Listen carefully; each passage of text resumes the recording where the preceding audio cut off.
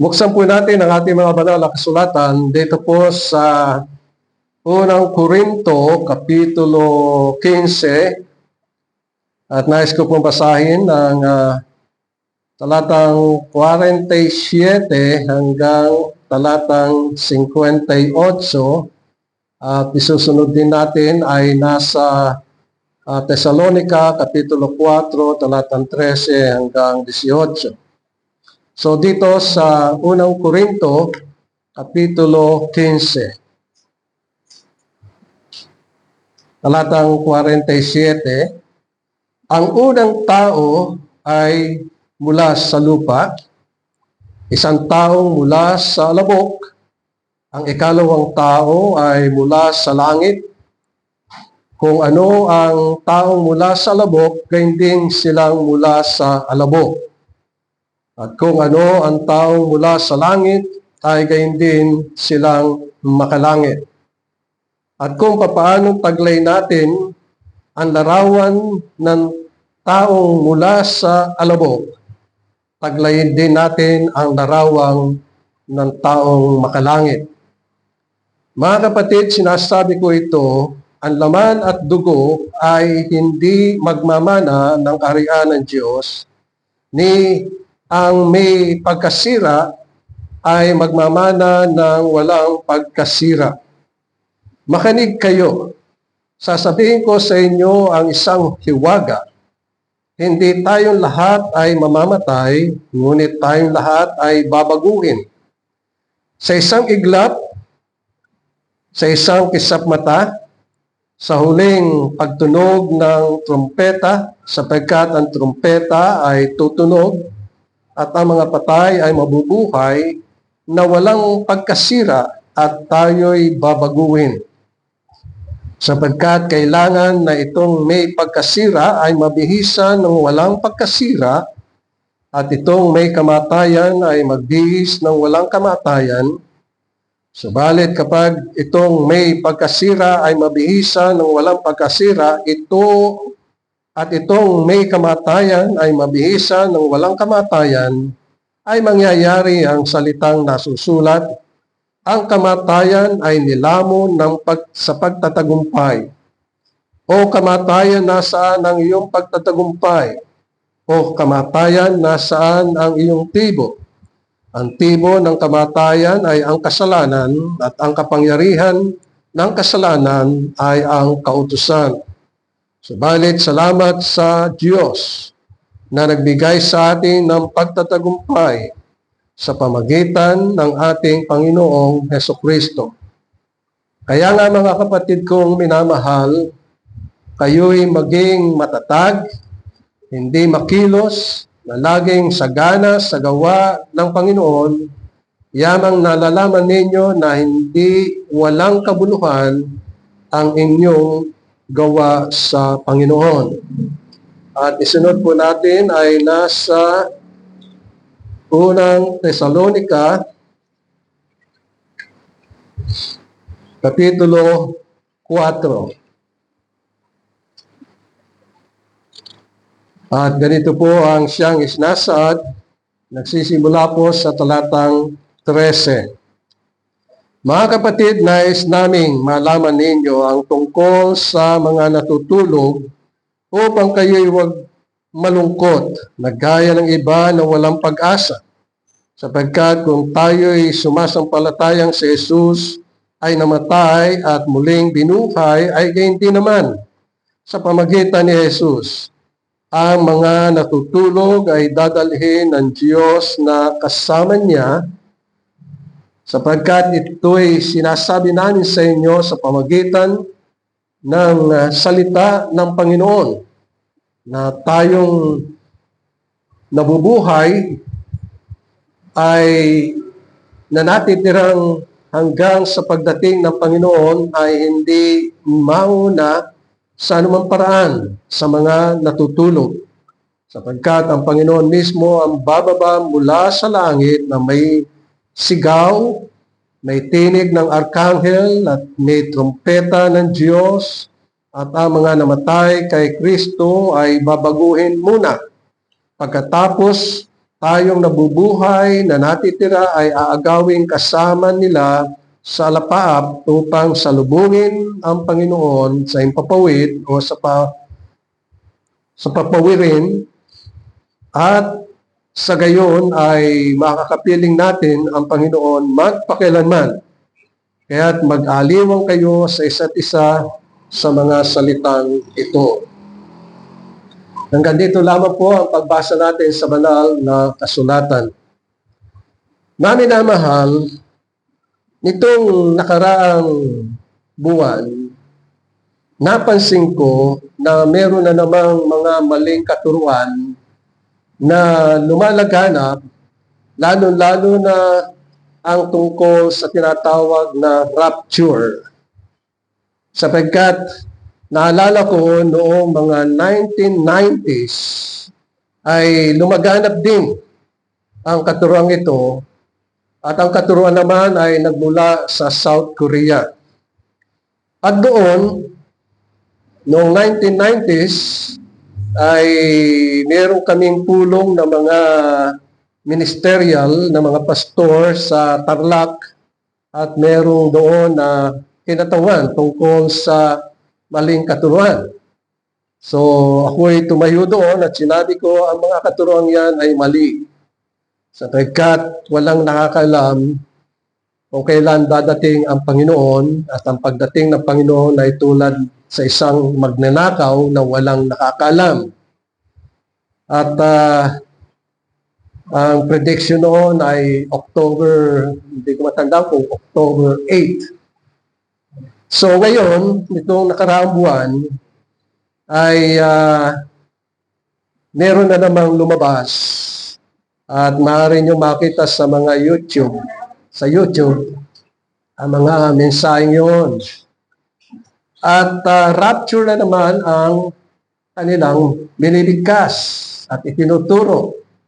Pero kung pagmamasdan nyo at pakikinggan ang message, hindi comfort, pananakot ang nangyayari. Sapagkat ganda na sinasabi ng banal na kasulatan tungkol sa mga mananampalataya. At yung iba ay nagbigay ng date. Ang sabi nila ay September 3, kakaroon ng rapture, nakalipas.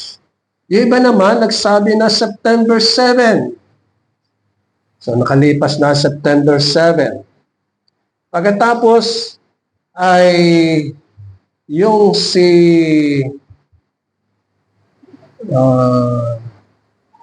Paul Wasser, nagsabi siya na September 23 or rather September 17 dadating ang rapture, kaka-rapture. Tapos si David Jeremiah na isang pastor, ang sabi niya ay September 23. So iba-iba ang kanilang prediction. Sapagkat dumating yung sinasabi nila na kapistahan ng mga trumpeta, the Feast of the Trumpet. At ito'y kanilang ginagawa na inaad nila at tinitingnan ang mga kapanahunan. Pero saan ba nagmula ang katuruan ng rapture? So aking pagsasaliksik, noong 16th century, isang Jesuit ng pangalan ay Francisco Rivera, siya ang una na nagsabi. Pag sinabing Jesuit, ibig sabihin mga paring Katoliko na mayroong rapture. Pagkatapos, ito ay pinick up ni Manuel Lagusa noong 18th century. At pagkatapos, ay pinick up ito ni Edward Irving noong 19th century. And then, noong 19th century, ito ay tinuro din ni John Harvey. At noong 20th century ay tinuro ito ni Cyrus Scofield. At pagkatapos ay ito'y itinuro ng mga iglesia noong 20th century at saka 21st century at maging hanggang ngayon ay itinuturo ang tungkol sa rapture. Pag sinabing rapture, ibig sabihin ay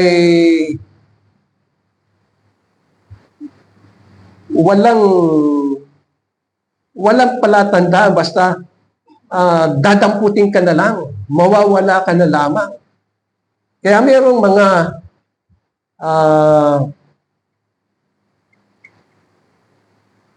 pelikula na bigla na lamang wawala yung piloto, bigla na lang wawala yung mga stewardess, mga pulis.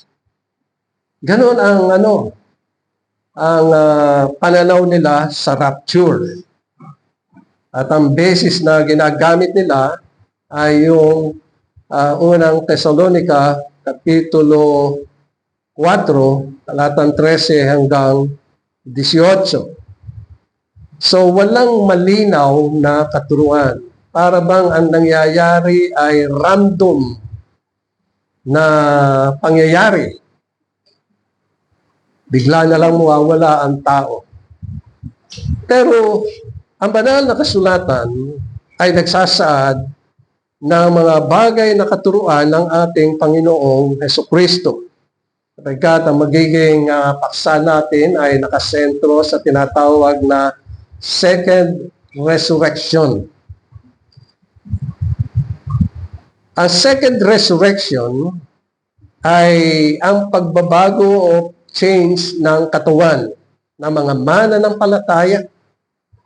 Sapagkat ang unang resurrection na tinutukoy dito ay nasa Revelation chapter 20, na doon ay tinutukoy na ang mga patay ay hindi mabubuhay hanggang hindi natatapos ang 1,000 taon.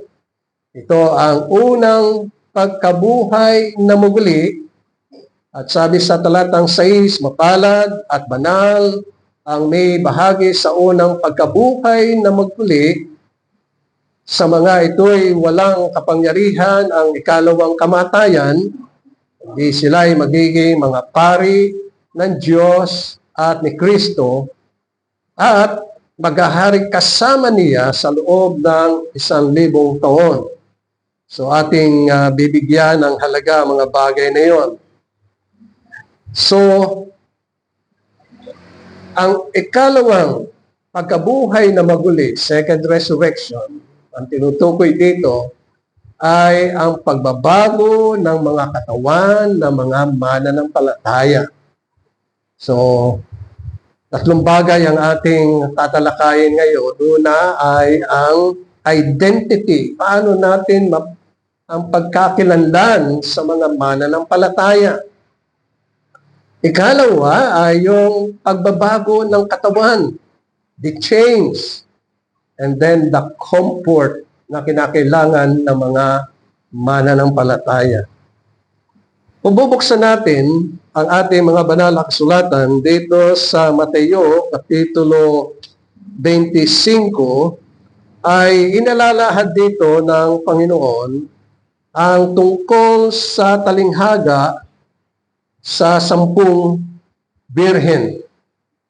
Meron dito na sinabi, basahin ko ang talatang 1, ang kaharian ng langit ay may ihambing sa 10 birhen na kumuha ng kanilang mga ilawan at lumabas upang salubungin ang lalaking ikakasal. Ang 5 sa kanila ay mga hangal at ang 5 ay matatalino, sapagkat nang kunin ng mga hangal ang kanilang mga ilawan, ay hindi sila nagdala ng langis. Ngunit ang matatalino ay nagdala ng langis sa mga lalagyan na kasama ng kanilang mga ilawan. Samantalang naantala pa ang lalaking ikakasal, ay inantok silang lahat at nakatulog. Subalit ng hating gabi na ay may sumigaw, narito na ang lalaking ikakasal, lumabas na kayo upang salubungin sila. Bumangon lahat ang mga birhen iyon at inayos ang kanilang mga ilawan. At sinabi ng mga anghel, or rather, sinabi ng mga hangal sa mga tatalino, bigyan nyo kami ng inyong langis sapagkat namamatay na ang aming mga ilawan.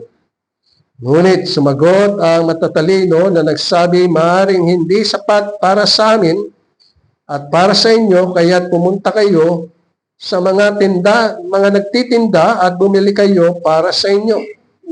At habang pumunta sila upang bumili, dumating ang lalaking ikakasal. Ang mga nakapaghanda ay pumasok, nakasama niya sa piging ng kasalan at isinara ang pintuan.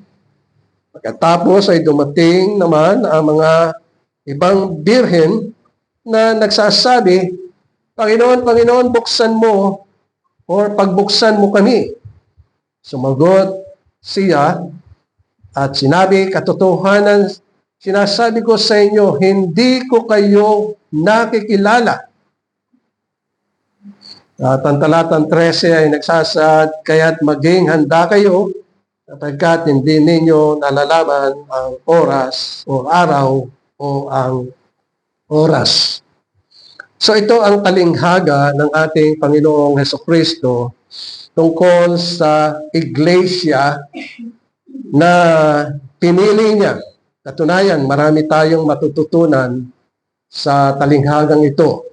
Una, makikita natin dito ang katuruan ng ating Panginoon tungkol sa kanyang pagdating.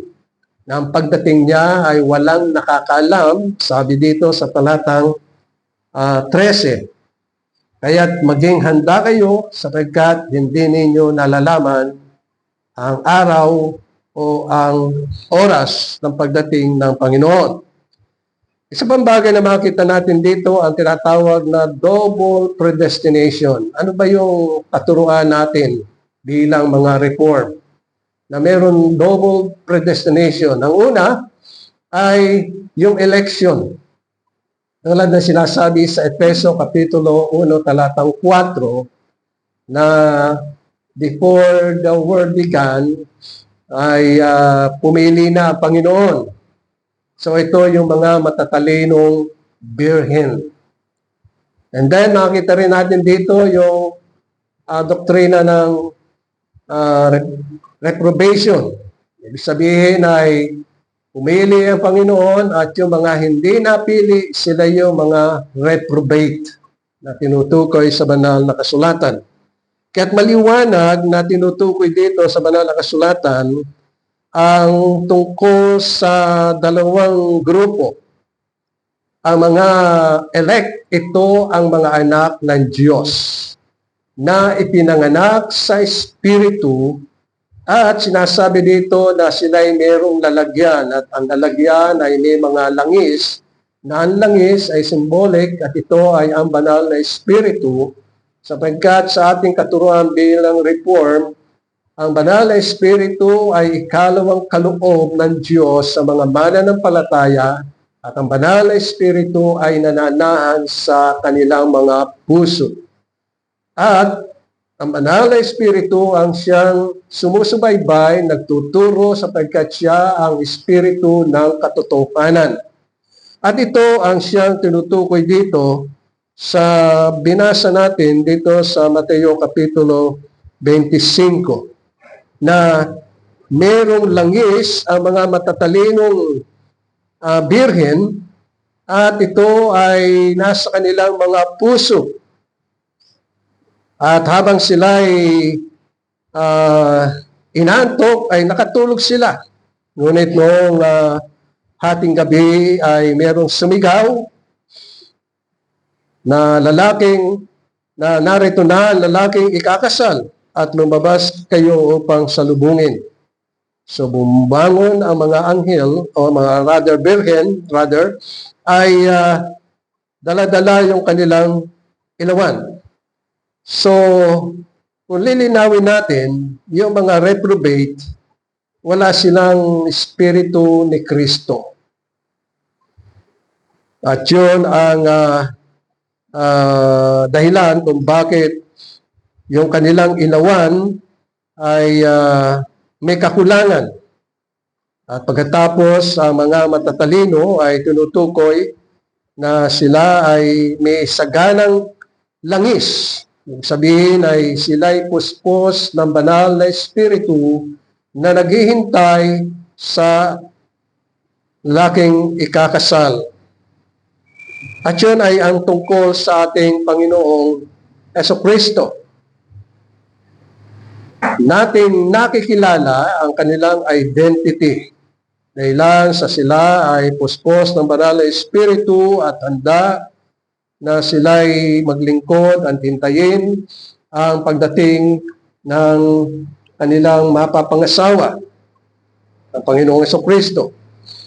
At tinutukoy din ng banal na kasulatan, kung ating lalaliman ang pag-aaral tungkol dito, mapapansin natin dito ang katuruan na sinabi ng ating Panginoong Jesucristo sa John chapter 3 verse 5 na ganito ang siyang isinasaad. At ito'y kausap niya ay si Nicodemo. Ang sabi ng Panginoong Jesucristo, "Katotohanan sinasabi ko sa iyo, maliban ang isang tao ay pinanganak ng tubig at ng Espiritu, hindi siya makapapasok sa kaharian ng Diyos. Ang ipinanganak ng laman ay laman, at ang ipinanganak ng Espiritu ay Espiritu." So dito mga minamahal ay matutukoy natin ang pagkakakilanlan ng mga mananampalataya na sila ay ipinanganak sa Espiritu. At yung sinabi ni Pablo sa 2 Korinto Kapitulo 5 na ang sino man na kay Kristo Jesus ay bagong nilalang. Ang kadahilanan kung bakit sila ay bagong nilalang ay sapagkat ipinanganak sila sa Espiritu. At maliwanag yung sinasabi dito sa kasulatan na sila'y mga makalangit. Tulad ng binasa natin sa Korinto na kinakailangan makita natin ang mga bagay na yun. So, merong ipinanganak sa laman, tulad na sinabi dito sa talatang 47, ang unang tao ay mula sa lupa, isang taong mula sa alabok. Binabasa ko ito sa talatang 45 ng 2 Korinto, Kapitulo 15. Kung ano ang taong mula sa alabok, gayon din silang mula sa alabok. At kung ano ang taong mula sa langit, ay gayon din silang makalangit. At pansinin ninyo ang tinutukoy sa talatang 49. At kung paanong taglay natin, sabi ni Pablo, ang larawan ng taong mula sa alabok. Ibig sabihin, mga minamahal, tayo ay naririto pa sa ating laman na mula sa alabok at babalik tayo sa alabok. Kaya nasabi ni Pablo na merong mga nauna na natulog. So ang katuruan ng banal na kasulatan, ang mga nauna na mga namatay, hindi talaga sila namatay sapagkat sila ay natutulog, sapagkat ang sabi sa banal na kasulatan, sila'y ibabangon ng Panginoon, gigisingin sa kanilang pagkakatulog. Walang iniwan doon sa sinabi ng Panginoon sa mga alagad nung siya ay nagsabi sa mga alagad, "Hali kayo, patay na si Lazaro at siya ay natutulog."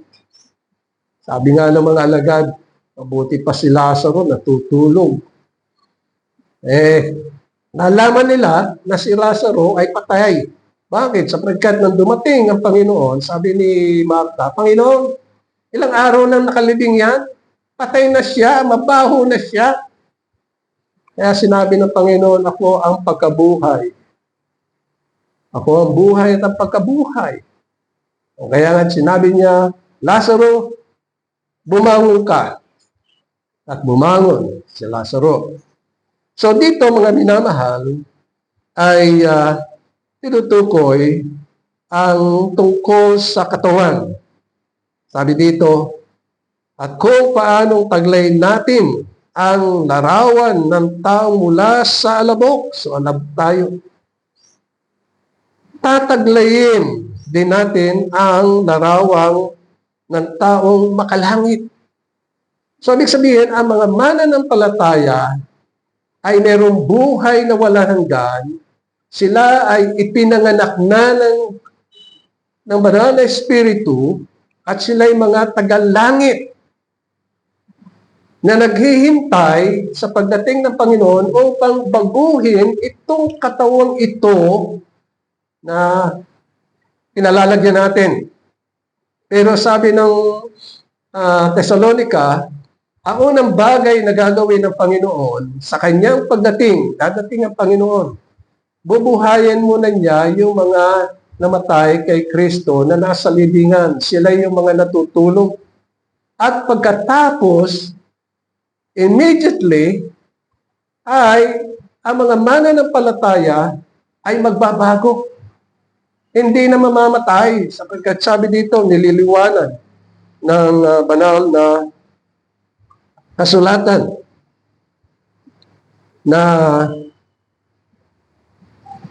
sabi dito sa talatang 15 ng 1 Thessalonians chapter 5 at chapter 4, sapagkat ito ang sinasabi namin sa inyo sa pamamagitan ng salita ng Panginoon na tayong nabubuhay na natitira hanggang sa pagdating ng Panginoon ay hindi tayo mauna sa anumang paraan sa mga natutulog. So, una muna ay yung mga namatay, bubuhayin ng Panginoon. At tayo na mga buhay, immediately, ano ang magiging palatandaan? Ang Panginoon nagbigay ng physical na sign. Nasa Matthew chapter 24. Sabi doon, ang kanyang pagdating ay mababatid dahilan sa mangyayari na magkakaroon ng lindol, magkakaroon ng mga kalamidad, mga giyera. So nakikita natin ang mga bagay na yun. Yung lalo na yung lindol. So sinabi ng Panginoon, yun ang mga palatandaan. Pero ano ang magiging palatandaan ng mga mananampalataya pag dumating ang Panginoon? Ang sabi ng Panginoon dito, na ang Panginoon, sa verse 16, sapagkat ang Panginoon mismo ang bababa mula sa langit na may isang sigaw. Maring doon sa binasa natin sa Mateo, Kapitulo 25, ay sa talatang 6 ay sinabi dito ng hating gabi ay may sumigaw. Ibig sabihin may sisigaw at ihanda na ninyo ang inyong sarili at madidinig yon ng mga mananampalataya. Hindi lahat ng mga mananampalataya. Ang mga wala kay Kristo at walang Espiritu ni Kristo ay hindi makakadinig ng tinig ng Panginoon. Yung sigaw. At sabi dito ay may sigaw, may tinig ng arkanghel, and then may trumpeta ng Diyos. Nang ang Panginoon ay bumaba sa bundok ng Sinai at ibinigay ang kautusan. Yung bundok ay lumilindol, umuuga, at may mga malalakas na kulog at kidlat doon sa itaas ng bundok ng Sinai. At may apoy at mayroong tinig.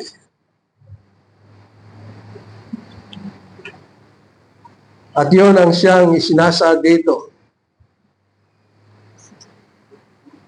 Ganito rin ang mangyayari sa ating kapanahunan pag dumating ang Panginoon. Kaya ko sinasabi ito sapagkat ito ang katuruan ng banal na kasulatan. Hindi tayo dapat matakot doon sa mga sinasabi nilang mga rapture. It's a random na, kumbaga random na pagpili. Maling katuruan yun. Sapagkat ang Panginoon ay dadating para sa kanyang bayan, para sa mga anak ng Diyos na ipinanganak sa Espiritu.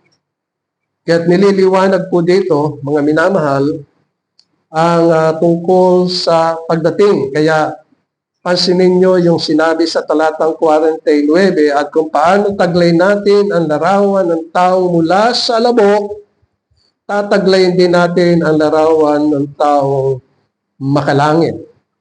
Pero iba yung translation dito sa Tagalog. Ibig sabihin, ang mga mananampalataya ay mga tagalangit. Lalo-lalo na pag binasa natin yung nasa Hebreo, Kapitulo 2, talatang 13, na ang Diyos sa kanyang pagpili sa mga hinirang, sila'y mga anak ng Diyos at nakibahagi sa laman at dugo. Ibig sabihin ay sa walang hanggan, ang Diyos ay pumili na. Nandoon ang ating kaaliwan. Nandoon ang ating kalakasan ng Panginoon, ang siyang nagbigay ng buhay na walang hanggan sa atin. Kung kaya nga't dito'y isinad na taglay din natin ang larawan ng taong makalangit. So sa talatang 50, binubukod dito yung bakit kinakailangan na tayo ay magbago. Sapagkat ang laman at dugo ay hindi makakapagmana ng kaharian ng Diyos. Kinakailangan ay yung may pagkasira ay magmana ng walang pagkasira. Kasi itong ating katawan, hindi ito pwedeng panlangit eh. Kaya nga, nang mamatay ang Panginoong Hesukristo, siya ay ibinangon ng Diyos mula sa mga patay. At pag sinabi natin ibinangon siya ng Diyos mula sa mga patay, kasama niya sa kanyang pagbangon ang lahat ng mga mananampalataya na mga pinili at itinalaga sa buhay na walang hanggan. Maliwanag yun sa Efeso, Kapitulo 2. Kasama. Ito ang Panginoon. Tayo, kasama na ibinangon. Kaya't may buhay na walang hanggan. Kaya ang sino man na kay Kristo Jesus ay bagong nilalang. So ang hinihintay ng mga mananampalataya ay ang ating katawan ay baguhin ng Panginoon at hinihintay natin ang pagdating ng Panginoon sapagkat babaguhin tayo upang dalhin tayo doon sa kanyang kaharian. Sapagkat ang laman at dugo, ito hindi pwedeng magmana. Kaya kinakailangan baguhin tayo.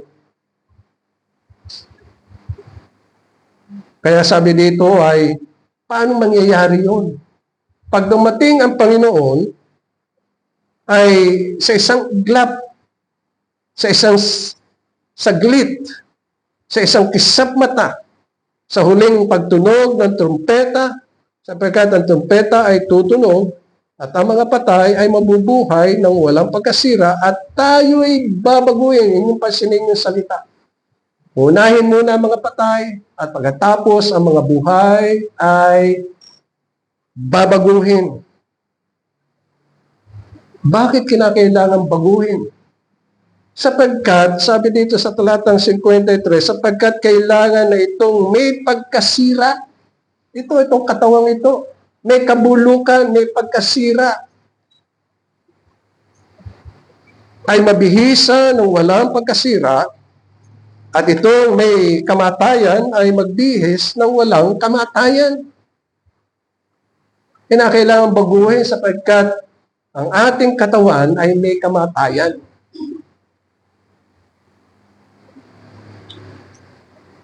Kaya kinakailangan mabihisan, baguhin ng Panginoon. Sapagkat ang mga mananampalataya, sila'y mga itinalaga ng Diyos na mga anak. Pagmasdan po natin ang sinabi ni Pablo sa Efeso Kapitulo 1, talatang 5. Sabi dito, tayo'y itinalaga sa pagkupkup upang maging mga anak sa pamagitan ni Jesucristo ayon sa kabutihan ng kanyang kalooban. Kinupkup tayo. Una, dahilan sa mayamang habag, awa ng Diyos sa atin. Habag siya. At tayo'y inibig at napakadakila ng kanyang pag-ibig. Kung kaya tayo kinupkop, ginawang mga anak, pinagkalooban ng buhay na walang hanggan. Kung ating isipin, meron tayong buhay na walang hanggan at hindi na tayo mamamatay. Ang ating katawan, kinakailangan baguhin. Pag dumating ang Panginoon,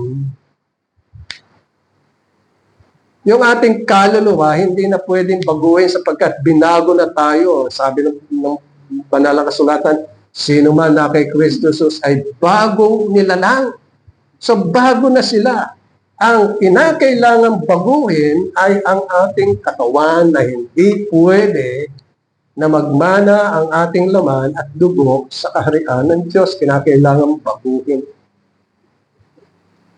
So dito, tinutukoy ang kagalakan para sa atin. Paano tayo nakakatiyak sapagkat sinabi ng banal na kasulatan, ang sino man na kay Kristo Jesus, sila'y merong tatak. Ang tatak na ito ay ibig sabihin ay tatak ng banal na Espiritu, ibig sabihin sila'y mga pag-aari ng Diyos, mga anak. They are sealed by the Holy Spirit, our earnest. Yun ang ating tinutukoy sa banal na kasulatan. Kaya nga sabi sa Hebreo Kapitulo 2, talatang 13, at muli ilalaga ko ang aking pagtitiwala sa Kanya. Ito ay tumutukoy sa Panginoong Jesucristo. At muli narito ako at ang mga anak na ibinigay sa akin ng Diyos. Sa John chapter 17, pag binasa natin doon, yung lahat ng mga pinili ng ating Ama, na mga hinirang, pinagkalooban sila ng kanilang mga pangalan at itinala sila sa aklat ng buhay at ibinigay sa Panginoong Jesucristo. At ito yung sinasabi ng talatang 2, Kapitulo 2, talatang 13 ng Hebreo, narito ako at ang mga anak na ibinigay mo sa akin, sabi ng Panginoong Jesucristo. Sa talatang 14, kaya yamang ang mga anak ay nakibahagi sa laman at dugo. So, ang mga mananampalataya na mga ipinanganak sa Espiritu, sa kaharian ng Diyos, sila'y nagtataglay ng laman at dugo. Itong katawang to. Nananahan tayo sa laman at dugo, katulad ng Panginoong Jesucristo, sapagkat ang sabi dito sa talatang 14, at siya man, tumutukoy sa Panginoong Jesucristo, ay nakibahagi rin sa mga bagay na ito. So, ang Panginoong Jesucristo ay pinanganak at nakibahagi siya sa laman at dugo. Ngunit walang kasalanan. Siya ay banal. So, ang mga mananampalataya, nang sila'y ipanganak, pinanganak sa laman at dugo. May bahagi, sabi dito, yamang ang mga anak, ang tinutukoy dito mga anak, ay yung mga anak ng Diyos na binigay sa Panginoong Jesucristo na nakibahagi sa laman at dugo, na siya man ay nakibahagi rin sa mga bagay na ito. At upang sa pamagitan ng kamatayan ay kanya mapuksa ang may kapangyarihan ng kamatayan sa makatwid ay ang dyablo at mapalaya silang lahat na dahil sa takot sa kamatayan, sa buong buhay nila ay nasa ilalim ng pagkakaalipin. So ang Panginoon, nang siya ay makibahagi sa laman at dugo, ay kinakailangang siya ay mamatay para sa mga mananampalataya upang mapalaya at mapuksa ang kapangyarihan ng kamatayan. Nagawa na niya yun. It is finished. Nang mamatay ang Panginoon sa Kristo, sabi niya, naganap na. Kaya nga nang ibangon siya ng Panginoong Diyos mula sa mga patay, ang kanyang katawan ay isang katuwang spiritual, katawang makalangit, wala ng kamatayan, at siya ay mabubuhay ng walang hanggan. Siya ngayon ay naroon sa langit at nag-ahari, at ang pag-ahari niya ay walang hanggan at walang makasisira ng kanyang kaharian. Walang makapagpapabaksak ng kanyang kaharian sapagkat siya ay makapangyarihan. Kaya ang mga mananampalataya ay malaya sapagkat sila'y mga anak ng Diyos. At doon sa ang mga mananampalataya ay nakaranas ng unang pagkabuhay na maguli, ito yung nasa Kapitulo 20, talatang 5 ng Revelation. Ang mga iba ay mga patay at hindi nabuhay hanggang sa matapos ang 1,000 taon. Ito ang unang pagkabuhay na mag-uli. Ipinanganak na buhay na mag-uli. Kaya yung Efeso, Kapitulo 2, malinaw, nakasama tayong ibinangon, ang aking babasahin dito, sa talatang 4 muna, ng Efeso Kapitulo 2, ngunit ang Diyos, palibhas ay mayaman sa awa, dahil sa kanyang malaking pag-ibig sa atin, maging noong tayo'y mga patay sa pamagitan ng ating mga pagsuway, binuhay niya tayo kay Kristo. Sa pamagitan ng biyaya, kayo'y naligtas. So, merong buhay na walang hanggan. At ang sabi sa talatang 6, at tayo'y muling binuhay na kasama niya. So, kasama tayo ng Panginoong Jesucristo na nabubuhay sapagkat binuhay tayo at bagamat kahit ang Panginoon ay nasa langit, tayo'y nabubuhay at ipinagkaloob sa atin ang kanyang banal na Espiritu. Kahit ang Panginoon, sabi dito, at pinaupong kasama niya sa sangkalangitan kay Kristo Jesus.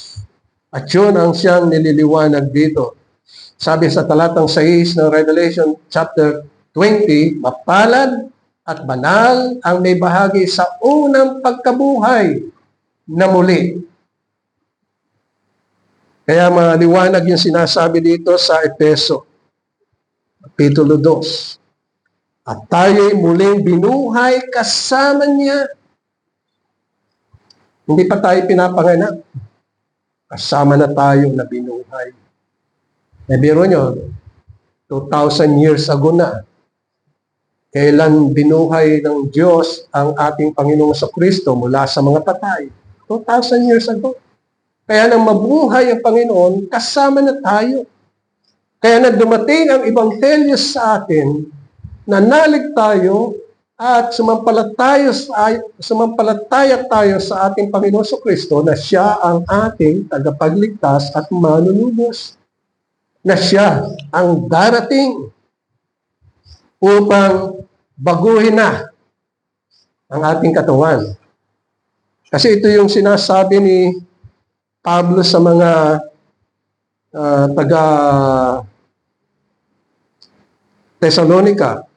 Sabi sa talatang 15 ng Kapitulo 4 ng Thessalonica, sapagkat itong sinasabi namin sa inyo sa pamagitan ng Panginoon na tayo'y mabubuhay na natitira hanggang sa pagdating ng Panginoon, na ay hindi mauna sa anumang paraan sa mga natutulog, sapagkat ang Panginoon mismo ang bababa mula sa langit na may isang sigaw, may tinig ng arkanghel at may trompeta ng Diyos, at ang mga namatay kay Kristo ay babangon muna. So uunahin muna yung mga namatay. Pagkatapos, sabi sa talatang 17, tayong nabubuhay. So sino yung mga nabubuhay? Mga mananampalataya na pinanganak sa Espiritu, na mayroong bagong binago ng Panginoon. Sabi din ng Panginoon ay ang sino man na kay Kristo Jesus ay bagong nilalang. Tayo nabubuhay na natitira ay aagawin kasama niya sa ulap upang salubungin ang Panginoon. So merong palatandaan. Sino ba makakadinig ng sigaw? Ang mga mananampalataya. Yung tinig ng arkanghel, sino makakadinig? Mga mananampalataya. Yung trumpeta ng Diyos, sino makakarinig? Ang mga mananampalataya. Walang iniwan sa Old Testament. Nadinig ito ng buong bayan, pero hindi lahat na mga tao sa Old Testament ay nanalig sa Panginoon. Hindi lahat. Yan lamang mga pinili at hinirang ng Panginoon. Kaya tayo lubos nagpapasalamat sapagkat tayo'y mga inibig, kinahabagan, pinili ng Diyos bago pa itatag ang sanlibutan. Kaya mapapalad tayo mga minamahal.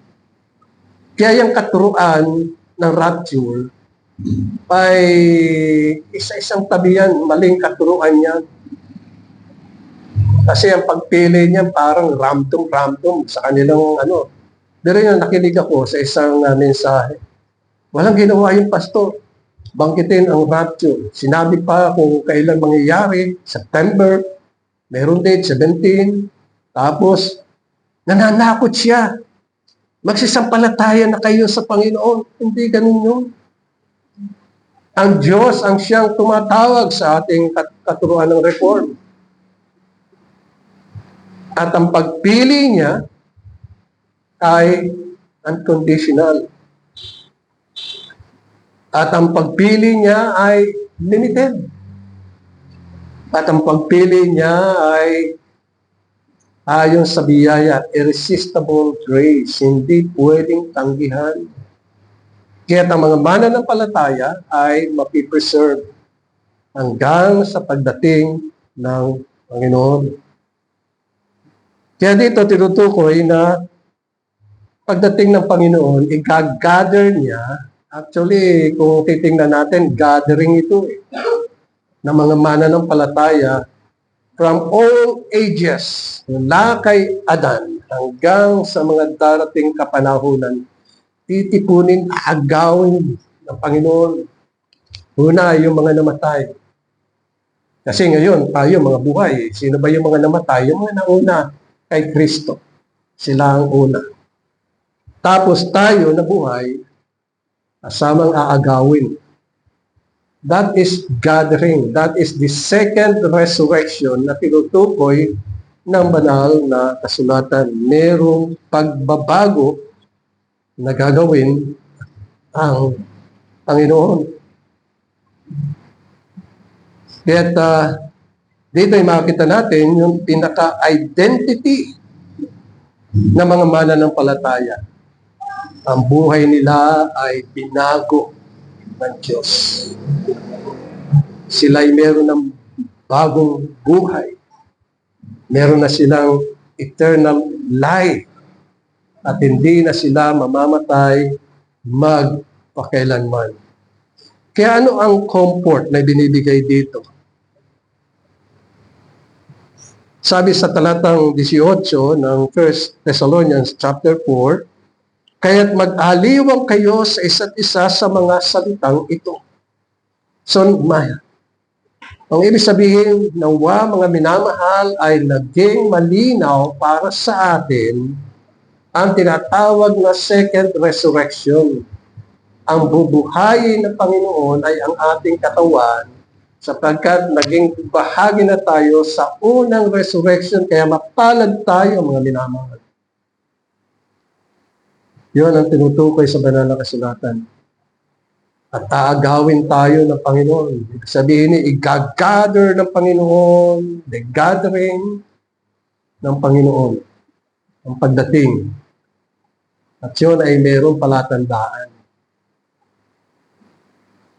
Sa rapture, walang palatandaan yung mga sinasabi nila. Pananakot. Pero nyo, meron nagsabi sa akin, wow, si Pastor Trinidad, hindi naniniwala sa rapture. Wala naman talaga rapture Kundi gathering ng mga mananampalataya. I-gather at sabi dito ay sasalubungin ang Panginoon sa langit. Sa himpapawid or papawirin. Gather. It's gathering. Sapagkat meron ng inihanda na hapag ang Panginoon doon sa langit. Bawat isa ay uupo sa isang hapag. Hindi natin alam kung gaano kalaki yung hapag na yun. Table. Kapagkat magkakaroon tayo ng communion doon sa langit kasama ang Panginoon, sapagkat sinabi ng Panginoon, yung huling Last Supper, sabi niya hindi na siya iinom, kundi sabi niya pagdating doon, nagkakasama-sama tayo na iinom, sapagkat ang kapangyarihan ng dugo ng Panginoon ay tunay na makapangyarihan, nakalinis ng ating mga kasalanan. Kaya dito ay sinasaad ni Pablo sa 58 ng unang Korinto, sabi niya, kaya nga mga kapatid, so tinutukoy niya yung mga mananampalataya ng taga-Korinto. Isang maliit na iglesia, pero naroon ang mga mananampalataya. Mga kapatid kong minamahal, kayo'y maging matatag. Hindi nakikilos na laging sagana sa gawa ng Panginoon, yamang nalalaman ninyo na hindi walang kabuluhan ang inyong gawa sa Panginoon. That is the comfort na kailangan natin. At naway patuloy tayong pagpalain ng Panginoon habang tayo'y gumagawa, nananambahan, at lilingkod, pinapangaral ang kanyang salita, nananalangin sa isa't isa, nag-iibigan sa isa't isa, habang tayo'y naghihintay sa pagdating ng Panginoon. Tunay na walang nakakaalam, pero may palatandaan, maririnig ng bawat mananampalataya ang pagdating ng Panginoon. Tayo po ay saglit na manalangin. Maraming salamat po, o aming Diyos at aming Ama na nasa langit, na tunay na Ikaw ay makapangyarihan at kung paano na kami ay iyong binago at tunay na naghihintay sa iyong pagdating upang baguhin ang aming mga katawan at makasama mo ng walang hanggan sa iyong kaharian. At uli mong pagpalain ito sa aming mga puso at matatak sa pamagitan ng banal na Espiritu. Amen.